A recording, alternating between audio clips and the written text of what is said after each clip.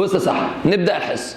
حصه النهارده كبير، درس اسمه المتطابقات. الدرس ده حساب مثلثات صعب خالص، بس لو ما مشيتش بالمبدا بتاعنا تحس انت مش فاهم. اول حاجه تعالى نراجع قوانين مهمه هنحتاجها. اول كلمه اسمها قطع، زط. لو شفت قا شيلها وحط مكانها واحد على جتا.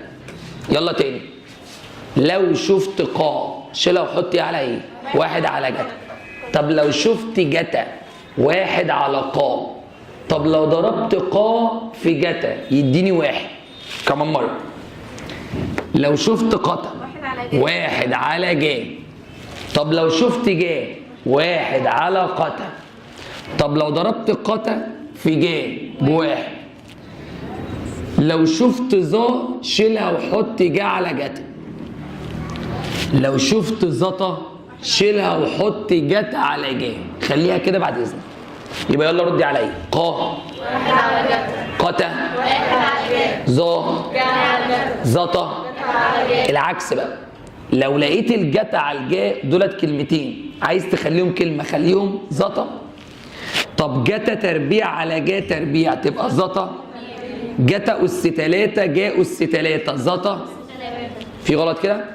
طيب لو ضربت لك جا في قتا قول لي بواحد، ظا في زطا قول لي واحد، جتا في قا قول لي واحد. يبقى اي شيء ومقلوب يديني كام؟ حلو. دي اول رصه قوانين. تاني رصه قوانين، الترم الاولاني اخدنا حاجه اسمها دايره الوحده. كان جواها قانون بيقول ان جا تربيع اي زاويه زائد جتا تربيع اي زاويه بيساوي واحد. مش فاكره؟ اعتبره قانون جديد يا عم، بلاش. جا تربيع زائد جتا تربيع بكام؟ بص بقى عشان هطلع منه قانونين. ممكن بعد اذنك تودي الجا تربيع بعكس اشاره؟ يتفضل. مين هنا؟ جتا تربيع بيساوي واحد ناقص جا تربيع. غني معايا الاغنيه دي. واحد ناقص جا تربيع بيساوي جتا تربيع. جتا تربيع بتساوي واحد ناقص جا تربيع. في بعض الاوقات هديك ده وهقول لك فكه، وبعض الاوقات هقول لك شيل الجتا تربيع وحط واحد ناقص جا تربيع، وبعض الاوقات شيل واحد ناقص جا تربيع وحط مين؟ هفهمك امتى والله. طيب ايه رايك لو ودينا الجتا بعكس اشاره؟ يبقى جا تربيع بيساوي ايه؟ واحد ناقص جا تربيع. طيب جتا مستر باشا، فاضل قانونين ونخلص ونبدا نحل. هو انا جا تربيع زائد جتا تربيع بيساوي واحد. ايه رايك لو قسمت على جتا تربيع كله؟ قول لي كده القانون هيبقى اسمه ايه؟ جا على جتا يديني ظا زائد جتا تربيع على جتا تربيع واحد على جتا تربيع قا تربيع. فالقانون بيقول ظا تربيع زائد واحد بيساوي، بيكتبوها كده في الكتاب، واحد زائد ظا تربيع بيساوي قا تربيع. تاني، في قانون اسمه جا زائد جتا بيساوي واحد. ما تقسم لي على الجا. سمعني كده. جا تربيع على جا تربيع كام؟ زائد جتا تربيع على جا تربيع يديني زتا تربيع. واحد على جا تربيع قتا تربيع. يبقى بص، واحد زائد زتا تربيع يديني قتا تربيع. الله اكبر. هطلب منك طلب. صفحه 38 في مكان تحت، انقل لي الكلام ده بعد اذنك، انقله لي بسرعه. بص يا صاحبي، ده العمود الاول وده العمود الثاني اللي انت نقلته دلوقتي. اول ما اجي احل لك مساله فرق ما بين كلمتين، اختصر واثبت ان الطرفين قد بعض. كلمه اختصر يعني هو هيديك 3 أو 4 أو 5 كلمات، حاول تجمعهم تخليهم كلمه، او يوم ما تغلب كلمتين. يعني حاضر. السؤال الاولاني اول سؤال بيقول لي ايه؟ اوجد قيمه. خلي بالك انا هاخد سهل صعب. يعني الاول ده سهل. اوجد قيمه مين؟ جا في جتا في ظا. كام كلمه دولت؟ انا عايزهم كلمه واحده. ما تبصش على السبوره، فكر زي ما انا هفكر. الثلاث عيال دولت عليهم تربيع؟ لا. يبقى يشتغلوا مع العمود الاول ولا العمود الثاني؟ بس حاول تخليهم كلهم يا جا يا جتا. تاني، مين الاولاني هنا؟ جا، سيب الجا. في مين اللي بعده؟ سيب الجتا. في مين اللي بعده؟ شيل الظا وحط مكانها ايه على ايه؟ جا على جتا. لغايه هنا في مشكله؟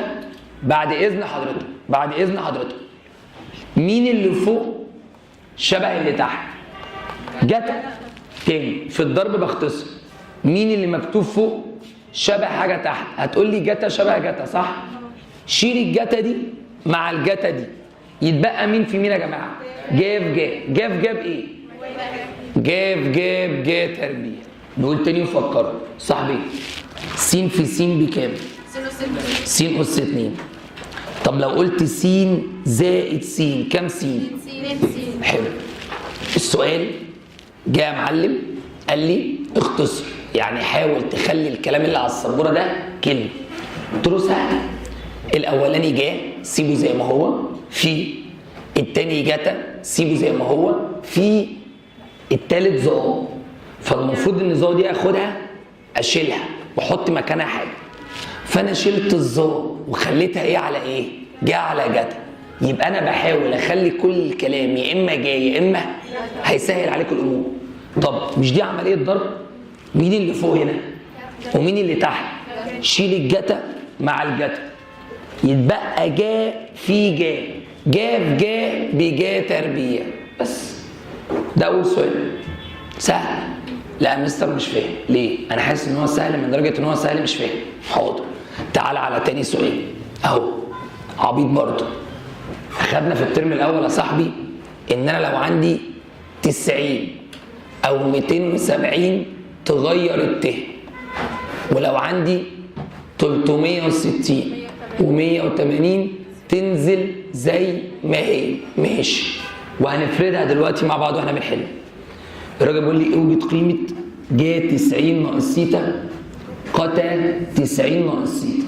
انا اللي اعرفه كام دي يا جماعه؟ 90. ال90 لما تشوفي الجا تخليها جتا، في ال90 تخلي الكتا قا. حلو قوي. انا لو عايز اضرب جتا في قا، بص كده العمود الاول، العمود الاول جتا في قا بايه يا جماعه تحت؟ جتا في قا بواحد. طب واحد مش جايه معاه ده، قال لي لا انا هشتغل بالاسلوب اللي انت قلته. سيب الجتا في، انا اعرف ان القا ايه على ايه؟ قا يا جماعه واحد على جتا. فبص يا استاذ، الجتا تروح مع جتا يتبقى كام؟ الخلاصه الناتج كام يا جماعه؟ بس ماشي. بس انا حاسس ان انا فاهم، بس شايف ان الموضوع يا اما صعب عن كده يا اما هو اصعب من فهم.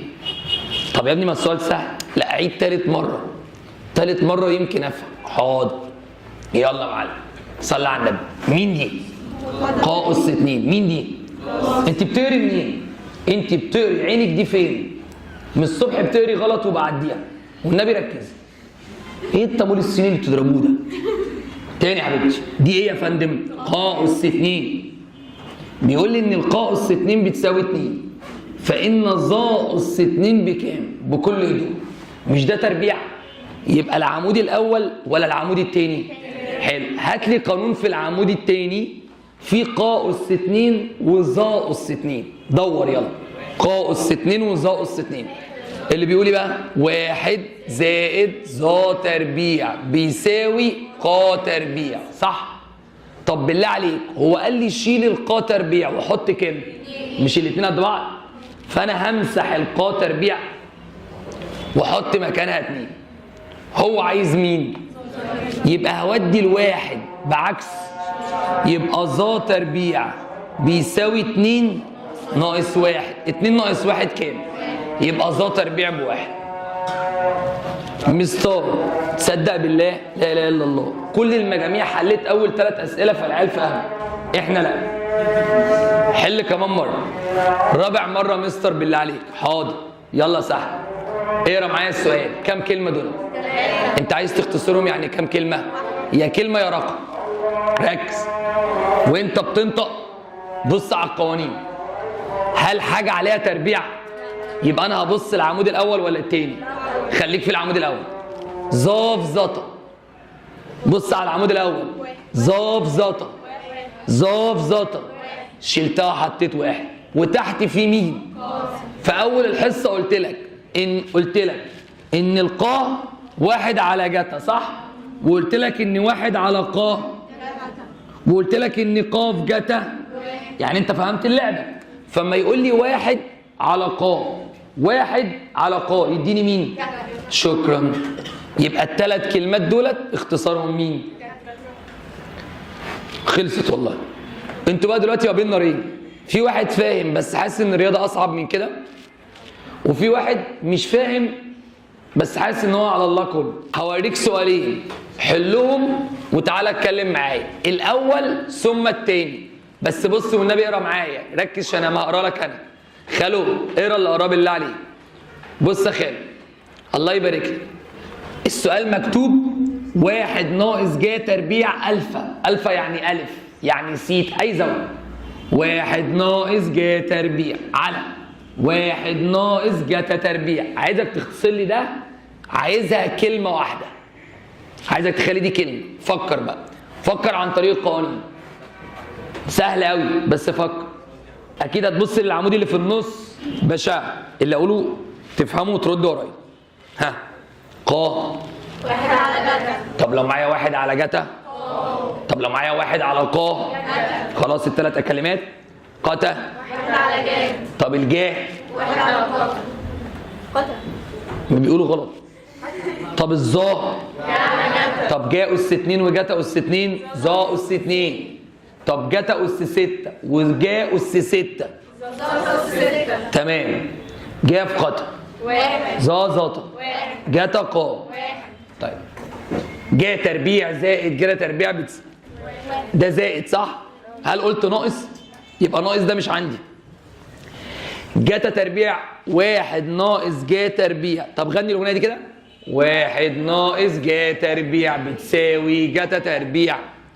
واحد ناقص جتا تربيع بتساوي جا تربيع.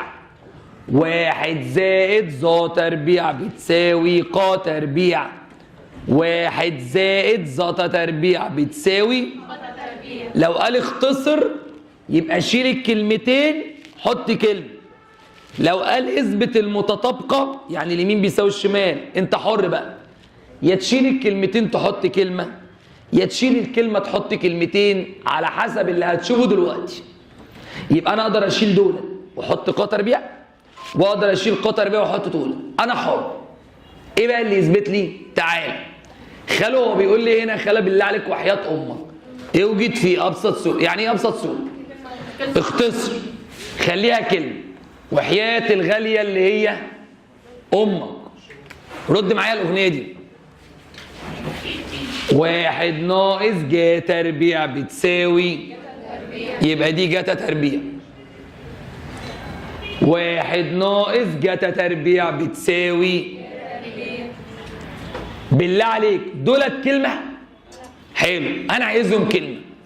جتا على جا يديني زتا، بس دولت إيه؟ يبقى زتا تربيع.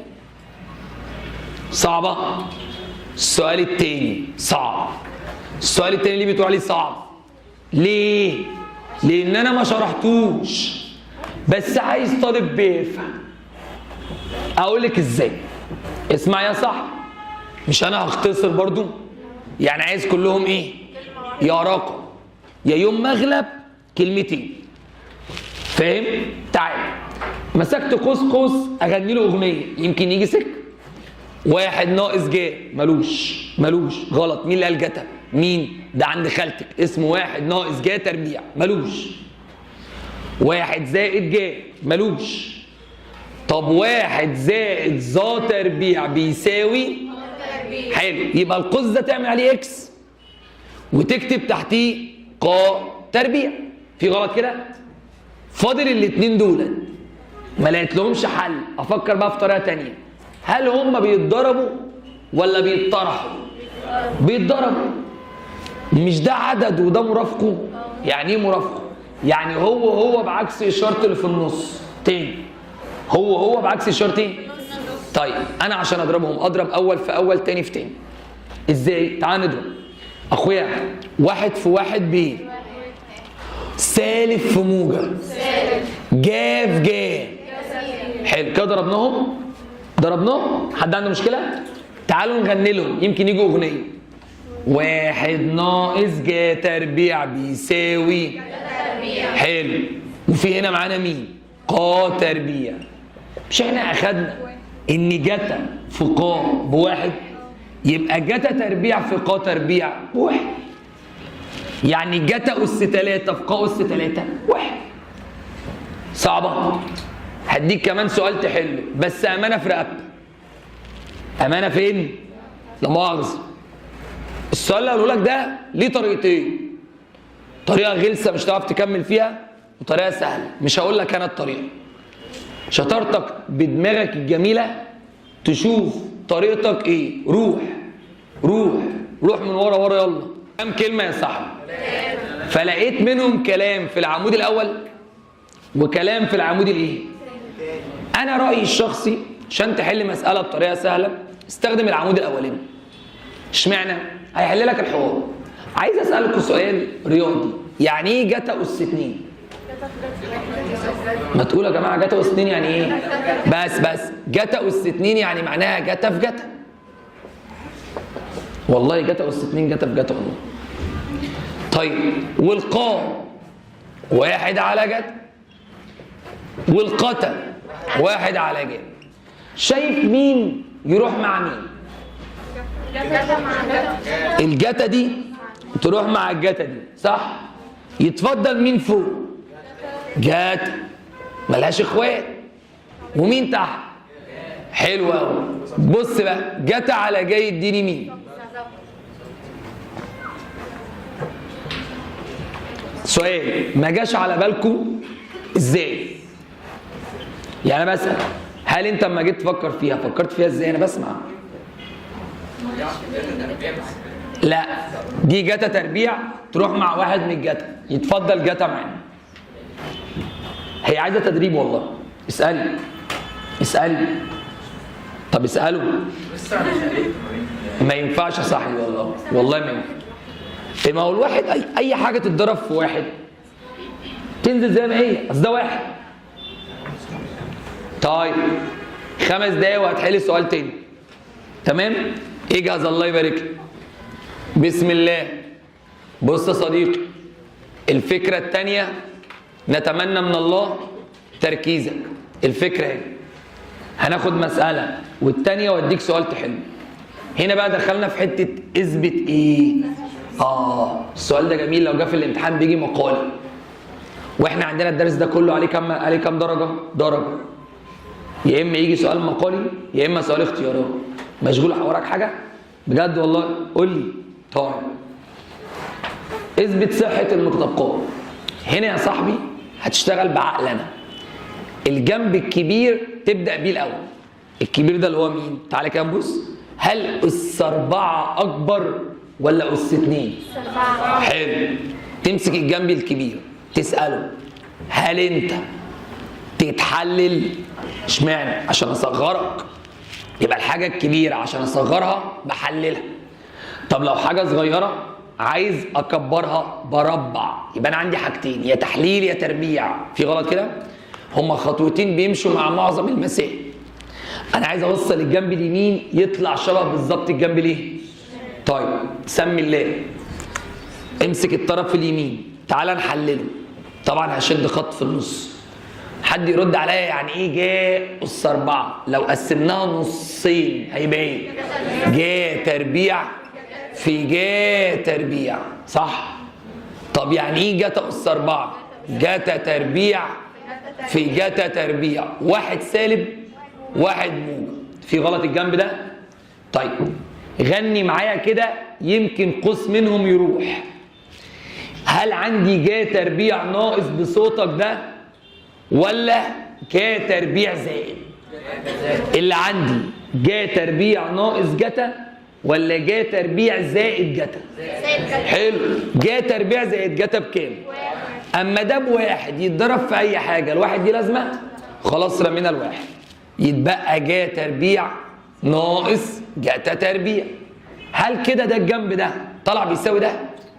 فقعدت افكر اعمل ايه؟ قال لي هنا بقى ابوس ايدك ركز افهم انت عايز توصل لمين واللي في الموضوع على مزاجك. يعني انت عايز توصل الجنب ده صح؟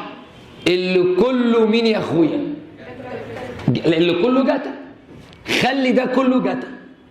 تاني مش دولت كلمتين؟ انا عايزهم يبقوا ايه؟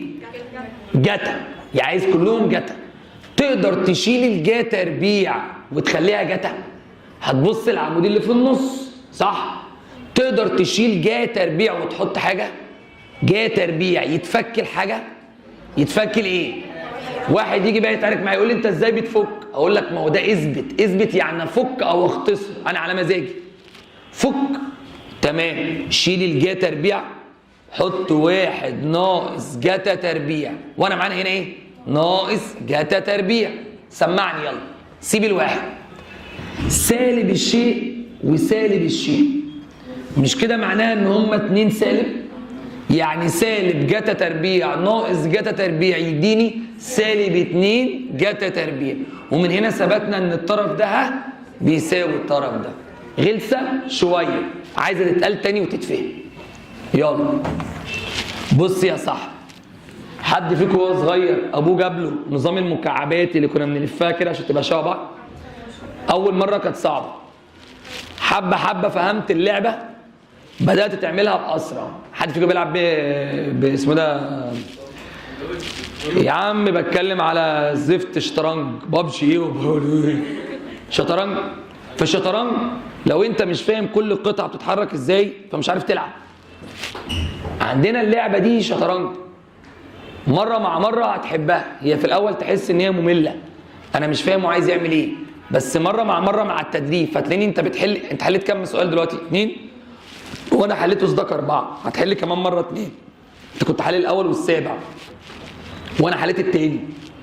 هتحل كده انت تفهم. غير كده تطلع تقول لي الدرس كان صعب. وفي مشكله، الدرس ده مكمل معانا في تانية. والله ما صعب، انت بتتكلمي معاه وهو اللي بيرد عليكي. اما لو قفلتي منه دي رياضه، هنحور عليكي ونقول لك اصل مش عارف ايه. يلا صلي على النبي يا قمر، صلي على النبي. اما الاقي كلمه اختصر هدفي اخليهم كام كلمه؟ ده في اختصر. فاشيل كل كلام كبير احط كلام صغير. اما في كلمه اثبت لا انا حر. فبمسك ايه؟ بقول مين الكبير؟ اس 4 ولا اس 2؟ ماشي اس 4. يا اس 4 انا عايز افكك. قال لي حللني على طول. قلت له طيب افتح قوسين يلا.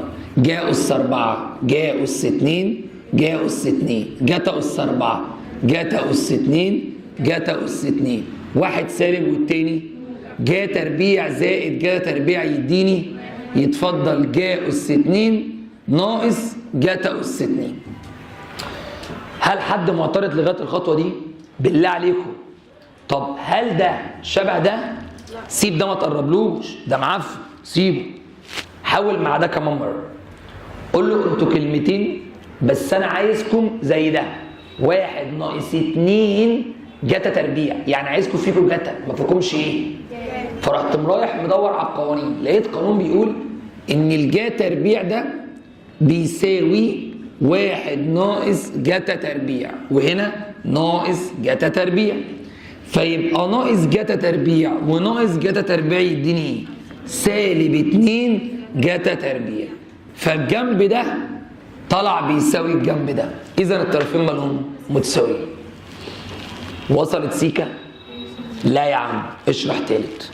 بس اللي جايه تبته، وهستاذنك في اللي جايه ركز عشان هعمل معاكم حاجه اول مره اعملها في اي مجموعه معاكم. اثبت صحه المطابقه. مين الجنب الاكبر؟ بالله عليك يا شيخ يا ابن الغاليه، اليمين ولا الشمال؟ مستحيل حد يقول الشمال، مستحيل. ده من انه عيله؟ من عيله التربيع. ده من انه عيله؟ من العيله الاولانيه. ما ينفعش، لازم اخليهم كلهم نفس العيله. فقعدت افكر، قلت بص مفيهاش دماغ، فكك من التفكير ده، هفكر طريقه ثانيه. ده ايه؟ جا. وده ايه؟ جتا. والجنب الشمال؟ جتا. طب ما نخلي الجنب اليمين كله جتا، مش انا عايز كله جتا؟ يلا هسيب المقام واسال يا جا تربيع ينفع تبقى جتا تربيع؟ ازاي؟ انا قانون 1 ناقص جتا تربيع. طيب هسألك سؤال عادي خالص بقى، انت عايزه جتا بس صح؟ يعني عايز الجتا تربيع يتفك بعمل له ايه؟ بحل. يبقى افتح كام قوس؟ يلا الواحد كام في كام؟ طب الجتا تربيع ايه في ايه؟ جتا في جتا. والاشارات ايه وايه يا جماعه؟ سالب وموجب. مين فوق شبه مين تحت؟ 1 ناقص جتا. ها؟ 1 ناقص جتا، يتبقى 1 زائد جتا. هل ده طرف الشمال؟ اذا الطرفين متساويين. كمان مره. خالو صح خالو، الله يبارك لك. شباب ممكن اطلب طلب؟ شفت السؤال ده حلوه. والله حلوه. انا قعدت اكلمهم في غسيل وش، انا هسيبه حلوه. عدى على واحد تخليه حلو. حبيب قلبي انت عايز الجنب ابن الناس الحلو ده يكون جتا صح؟ مين اللي هنا غلط؟ جا. فتعالى نشيل الجا تربيع ونحط مكانها 1 ناقص جتا تربيع، وهنا 1 ناقص جتا. طيب هل يا صديقي بكل هدوء ده مش اكبر من ده؟ اما الاقي حاجه كبيره بعمل لها ايه؟ فانا رحت فاتح قوسين عشان احلله. 1 و1 الجتا تربيع جتا والاشاره 1 سالب والتاني والمقام 1 ناقص جتا. ف1 ناقص جتا راح مع مين؟ 1 ناقص جتا، اتبقى مين؟ 1 زائد جتا. فهل ده هو الطرف التاني؟ السؤال خلص. طيب هديك فكره مش صعبه وعايزك تجرب تحلها من غير ما اشرحها. فكر في السؤال ده. السؤال رقم 4 بيقول لك اذا كان ذا سيتا 15 اوجد قيمه ق تربيع. انا ما شرحتهاش بس لو ركزت في القوانين اللي في النص هتعرف تحلها بالراحه كده على راحتك. والسؤال عبيط امانه في رقبتكم. ده مين؟ وده مين؟ ق. مين القانون اللي فيه ذا وق؟ قولوا 1 زائد ذا تربيع بيساوي ق تربيع صح؟ طيب انت عايز مين اخاله؟ سيبه. ادي 1 زائد، هل عندك ذا تربيع ولا ذا؟ الذا بكام؟ اما ربعها يبقى هربع ال 15. 15 على الاله تربيعها كام؟ 1 زائد 225.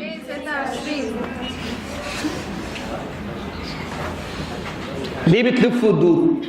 ليه مقتنعين ان الرياضه مستحيله؟ ليه بتعملي في نفسك كده؟ صعبه. خلي بالك انت بتزعل من نفسك كل ما تلاقي السؤال سهل، بس انت مش بتشغل مخك. انا قلت لك السؤال انا ما قلتوش، مش مديكي فرصه صح؟ اديكي فرصه 9 ايام تفكري فيها يا دوب. صلي على النبي. مين يعرف يجمع تلت زائد نص؟ ومحدش يقول لي خمس عشان ما يشتموش. هل المقام ده قد المقام ده؟ مش عايز انا عايز بمخي عشان انا هعملها رموز دلوقتي. صاحبي هل المقام ده قل المقام ده؟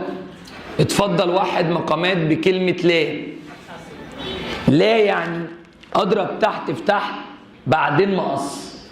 3 في 2 بكام يا رجاله؟ تعالى فوق. 1 في 2 زائد 1 في 3 يبقى الاجابه كام على كام؟ حلو. اللي فهم ده يجمع لي س على ص زائد ص على س. هضرب مين في مين؟ واعمل مقص صح؟ يبقى ص في س بس ص او ص س، س في س بس تربيع، ص في ص تربيع. طب تعالى ناخد الكلام ده بقى في درس النهارده. الراجل بيقول لي اثبت ان الجنب اليمين ده بيساوي الجنب الشمال ده. تعال نمسك الجنب اليمين الاول. هل عليه تربيع؟ يبقى من العمود الاول اللي فكرته شيل كل كلمه وحط جا وجتا. فاول كلمه اسمها مين؟ شلتها وحطيت جا على جتا زائد مين ده؟ شلتها وحطيت جتا على جا. هل حد معترض؟ طب بعد اذنك دي عمليه ايه؟ جمع او طرح واحد مقامات. خلو تعالى نوحد مقامات.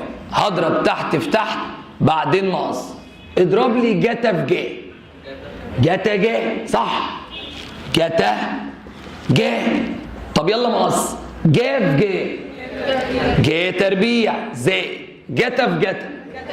جتا تربيع. شكلها كبير صح؟ ما تيجي نقراها. جا تربيع زائد جتا تربيع يديني ادي واحد. وتحت مين يا جماعه؟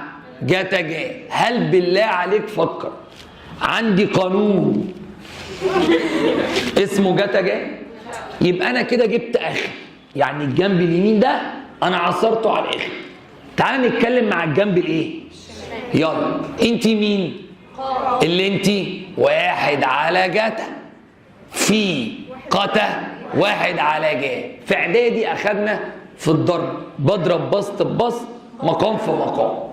ازاي؟ واحد في واحد جتا في جا. حلو. هل الطرف ده بيساوي الطرف ده؟ اذا الطرفين متساويين. حد فاهم حاجه؟ لا. وحياة ام العيدة تاني يبقى انت غلطتي في حاجه. ما دام قال لي اثبت صحه المتطابقه يبقى الطرفين متساويين. باشا هديك ضهري واسمع حلك.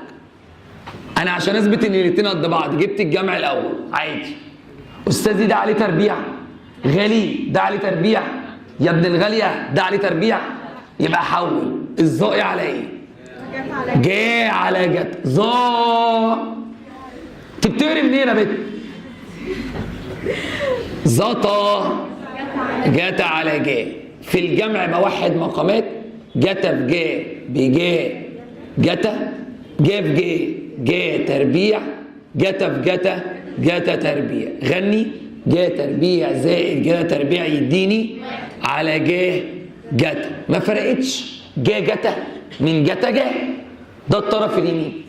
خبطت على باب الطرف الشمال. قا قال لي انا واحد على جتا. قتا قال لي انا واحد على جا. قلت له بس انت ضرب بسط ببسط مقام في مقام. والله ما فرقت جا جتا من جتا جا. اذا الطرفين مالهم؟ صعبه. واحد يقول لي بقى انا كده فهمت الجمع علمني الطرح. احيي ما هو الجمع هو الطرح. مش اقول لك انت عبيط انت عبيط. تعالى صح. مين يحل معايا بالله عليك الطرح ده ده مين يقول لي هنعمل ايه؟ هنوحد مقامات. يلا هعمل ايه؟ هضرب تحت في تحت بعدين. يعني انا هضرب واحد ناقص جا في واحد زائد جا صح؟ وهضرب الجتا تربيع في واحد زائد جا ناقص الجتا تربيع في واحد ناقص جا. هتفهم انا عملت ايه؟ ضربت تحت في تحت بعدين ضربت ده في ده اهو. هضربه ناقص هضرب ده في ده.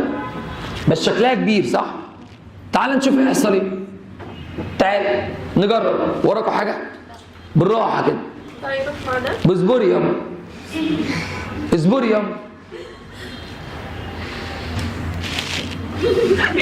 لا استني قولي تاني. ده مين اللي هيروح مع مين؟ نكمل. اضرب يا ابني اضرب عشان مش ده مرافق ده. واحد في واحد ب سالب في موجب جا في جا. دي ليها اختصار صح؟ واحد ناقص جا تربيع يديني سيدة. مش عايز لها حاجة. والله ما عايز لها حاجة. والله ما عايز لها. والله ما عايز لها. تعالى فوق. عايز اضرب الجتا دي جوه. تمام؟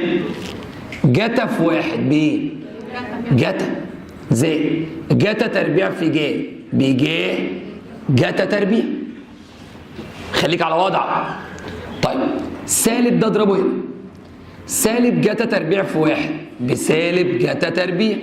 سالب في سالب جتا تربيع في جا بجا جتا. طيب بالله عليك مش دي جتا تربيع ناقص جتا تربيع؟ حلو. ده ايه بقى؟ جا س جتا تربيع وده جا س جتا تربيع. مش الاتنين زي بعض؟ يدوني 2 جا س جتا تربيع س. طب تحت 1 ناقص جا تربيع يديني جتا تربيع. مين فوق شبه تحت؟ ده هيروح مع ده يتبقى. قولها تاني، انا عجبتني هي حلوه بس طويله، دي اطول سؤال عندنا. طب دي لو جت في الامتحان انا مش هينفع اقول كلمتي عشان انا مسجل. هتكلم ليه؟ بلاش. حط امك. تعالى نقولها تاني بالراحه. صلي على العيش عافيه. قول لا الله محمد رسول الله دي نبي صلى الله عليه وسلم.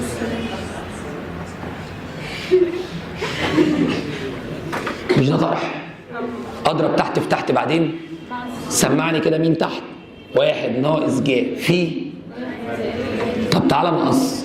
يبقى الجتا تربيع هتتضرب في 1 زائد جا ناقص جتا تربيع هتتضرب في 1 ناقص جا. يلا 1 في 1 سالب في موجب جا في جا.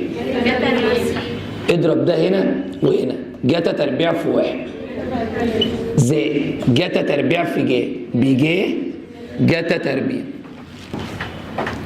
سالب في 1 بسالب. سالب في سالب جتا تربيع في جا بجا جتا تربيع. جتا تربيع ناقص جتا تربيع يروحوا مع بعض. فلقيت ان ده وده شبه بعض يبقوا متكررين كم مره؟ فقلت يبقى انتوا 2 من الجا جتا تربيع. وتحت 1 ناقص جا تربيع يديني جتا تربيع. فجتا تربيع بما انهم ضرب يروح مع، يبقى انا بختصر في الضرب. اما كله مضروب ما فيهوش جمع وطرح بختصر. اما هنا ما ينفعش. فده راح مع ده بقى ايه؟ 2 جا س. شكرا. صعبه؟ صور السؤال ده لان ده اطول سؤال عندنا. اتفضل عينيا. ما ينفعش ليه بقى نضيع ده مع ده؟ لان ده فيه جمع وطرح صح؟ لا انا بضيع لو في ضرب. ممكن تثبت لي السؤال رقم 6؟ يلا اخر سؤال هتحلوه. انتوا هتحلوه وانا هحل السؤال ونمشي. اثبت السؤال رقم 6. اثبت صحة هذه المتطابقة. قتا ناقص جا بتساوي جتا في زتا. يبدأ باليمين ولا بالشمال؟ مين ده؟ قتا ايه على ايه يا رجاله؟ ادي 1 على جا ناقص سيب الجا زي ما هو. اوعى حد يقول لي شيل الجا مع الجا، ده لو في حالة الضرب. خلاص؟ طب ده بما انه ملوش مقام يبقى مقامه ايه؟ فهتوحد المقامات. اضرب تحت في تحت بعدين مقص. تاني الجملة تحت في تحت بعدين مقص. فجا في 1 بجا 1 في 1 ناقص جا في جا تربيع. لغاية هنا في مشكلة؟ المشكلة ان الكلام كتير. طب ما نيجي نختصر. 1 ناقص جا تربيع يديني جتا تربيع على. كفايه كده سيبه. تعبت؟ خد الجنب التاني. مين ده؟ ادي جتا مضروبه في مين؟ زتا اللي هي جتا على جا. مش احنا اخدنا في الضرب بضرب بسط ببسط مقام في مقام؟ طب جتا في جتا وتحت في حاجه تتضرب في جا تنزل جا. هل الطرف ده شبه ده؟ خلص. عايزه حل، عايزه تاسيس. دي تاني بالراحه. جتا سبتها لان المستر قال خليها كلها جا وجتا. زتا بقت ايه على ايه؟ جتا على جا. كده كده مقامها كام؟ فجتا في جتا في جتا تربيع، واحد في جاب جا، بقى جتا تربيع على جا، وهنا جتا تربيع. إذا الطرفين متساويين. آخر فكرة أنا هشرحها، محتاج منك بس مساعدة صغيرة في إن تفهم، لأن السؤال اللي جاي مش محتاج أي قانون من القوانين اللي قلناها، ولكن محتاج إن أنت تفكر معايا بصوت عالي بس، أو ما تعليش صوتك، أهو فكر معايا تفكيرة صغيرة. هو جا أس كام تتضرب في قطا أس 6 يتفضل جا واحدة. اختر الإجابة الصحيحة، إن ده ألف تساوي 6 زيها، ولا 7 ولا 5 ولا 4. فكر شوية أنه اختيار صح، وفكر من القواعد اللي تحت. تاني، جا أس كام تتضرب في قطا أس 6 يديني واحد جا 6. لو دي 6 ودي 6 يدوني واحد، ما ينفعش. 5 غلط. 4. انتوا كلكم مش عايزين تاخدوا ال7 ليه؟ هي 7. اقول لك ليه. انت جا لو حطينا لها 7 واتضربت في قطا أس 6، مش 6 من هنا مع 6 من هنا يروحوا مع بعض يبقى واحد. انا عايز يتفضل لي ايه يا معلم؟ جا، يعني عايز الجا ازيد من الجتا، ده معنى كلامه. تاني، هو يعني ايه جا أس 7؟ يبقى الجا متكرره كم مره؟ والقطا متكرره كم مره؟ 6 من هنا مع 6 من هنا هيروحوا، يتفضل واحد جا. هبسطها لك بقى واقول لك بطريقه عكسيه. الطريقه العكسيه بتقول لك ايه؟ المفروض ان انت عايز يتفضل جا، صح؟ زود على الأس 1 يبقى بس، يعني زود على الأس اللي هتكتبه 1 يبقى 7. تاني، اما اجي اقول لك جا سيتا أس ألف في قتا سيتا أس 6 بيساوي جا سيتا، فانت عايز العدد اللي هنا يكون اكبر من هنا بكام؟ بواحد، فلازم ده يكون أس كام؟ 7، عشان لو هو 6 ف6 يتضربوا في ال6 يروحوا، يتفضل واحد زيادة اللي هو هنا، يبقى الإجابة دي كام؟ 7. اسألني. لا، احنا قلنا جا في قتا، قولي لي يديني كام؟ طب أس 2 وأس 2، طب 3 و3، 4 و4، 5 و5. طب ركزي بقى، 6 و6 كام؟ طب أنا مش عايزها 1، أنا عايزها جا، يبقى لازم ده يكون أكبر، يبقى كام؟ عشان 6 تروح مع ال6 يتبقى 1 هنا في الآخر. سؤال تفكيري شوية. طيب، صلى على رسول الله.